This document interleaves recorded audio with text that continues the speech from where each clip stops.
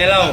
Tingnan nyo sino yung pumunta na naman dito. Pumangit na naman ako kapag katabi ko, pogi. Ayan, si Mark Anthony. Hello, Ayan. Kuya Richard. Good afternoon. Maraming Ayan. salamat, Richard. Oh. May libreng ABN ng tubig pa. Pagpunta dito. May promotion. Ayan. So, nandito na naman kasi pinakita niya yung sasakyan na sa akin. Ang ganda ngayon. Ano, pinapintura niya. Tingnan, pakita ko sa inyo. Wala yan, kuya. Wala sinabi. Ah. Sa chicks, ganda ng chicks mo.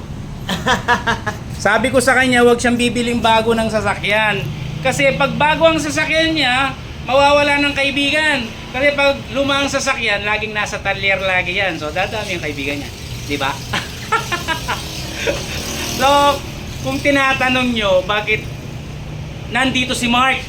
So, kung kayo gusto nyong mag-artista, siya naman gusto niya maging tayo.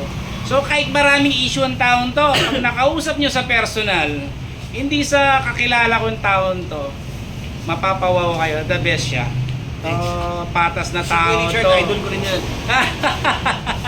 Siyempre, si Kuya Richard, Oh. ang style mo sa ano eh. Sasakyan. Sa electric, sasakyan. No, Ako, aircon. gaganapan ko yun. Oh. Ako gaganap sa kanya. So, ito po Richard, siya. ako yung magpapagawa sa'yo. Oh, ito. Kaya nandito lagi yan, siyempre nasasatisfy.